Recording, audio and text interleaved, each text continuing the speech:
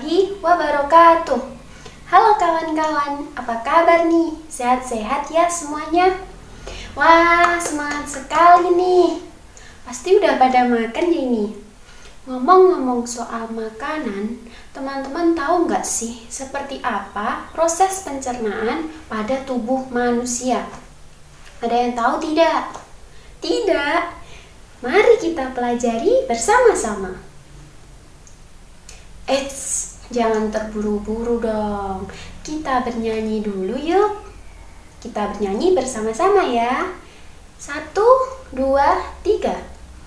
Hei kawan, mari kita belajar mengenal pencernaan pada manusia. Rongga mulut, kerongkongan, lalu menuju lambung, usus halus, usus besar, keluar lewat anus. Kali ini kita akan belajar mengenai sistem pencernaan pada manusia. Seperti apa tubuh kita mengolah makanan yang kita konsumsi sehingga bisa diserap dan digunakan untuk pertumbuhan juga perkembangan pada tubuh kita. Seperti apa sih? Nah, berdasarkan prosesnya, sistem pencernaan dibagi menjadi 2 proses, yaitu proses secara kimiawi dan mekanis. Proses makanan secara kimiawi yaitu makanan akan dicerna dengan bantuan enzim. Lalu, pencernaan secara mekanis yaitu makanan akan diubah menjadi ukuran yang lebih halus. Kedua proses ini dilakukan melalui organ pencernaan pada manusia yang kita nyanyikan tadi, yaitu mulut, kerongkongan, lambung, usus besar, usus halus, dan terakhir anus. Yang pertama yaitu mulut. Nah, di dalam mulut ini makanan akan dicerna secara mekanis dan kimiawi. Pada proses mekanis, makanan akan dihancurkan oleh gigi-gigi kita menjadi lembut.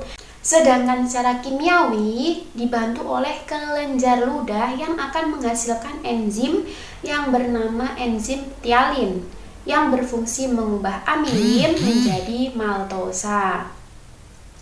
Nah, dari mulut makanan akan terdorong ke kerongkongan. Nah, di kerongkongan inilah terjadi gerakan peristaltik, yaitu gerakan mendorong makanan dengan bantuan otot-otot dinding kerongkongan menuju ke lambung. Dari kerongkongan, makanan akan masuk ke dalam lambung. Di dalam lambung ini akan menghasilkan getah lambung. Getah-getah yang dihasilkan oleh lambung ini bisa disingkat dengan lapar. L untuk lambung, A asam klorida, P pepsin, dan R renin.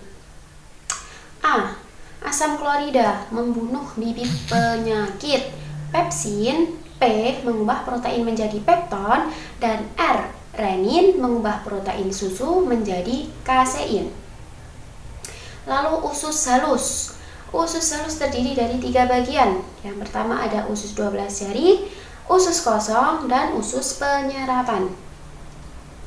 Di usus 12 jari ini terdapat pankreas dan juga kantung empedu.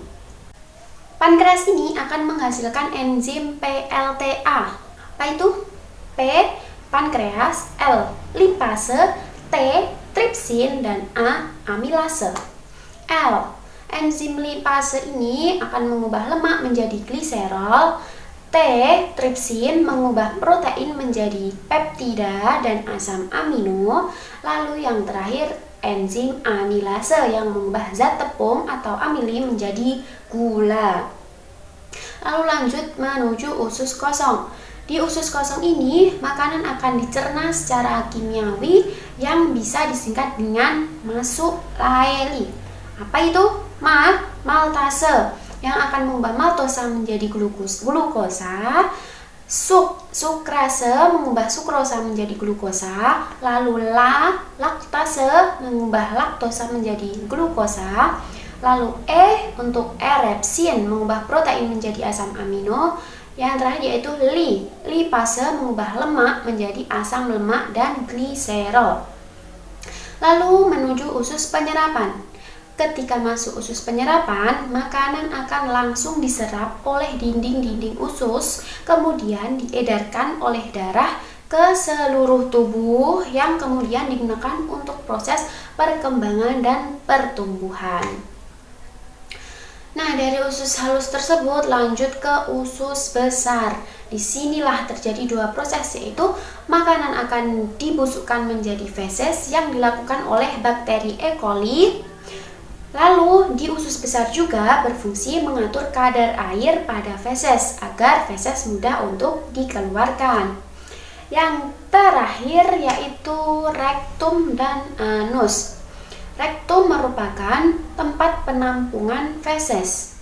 Nah, apabila feses ini sudah siap dikeluarkan, maka akan keluar lewat anus.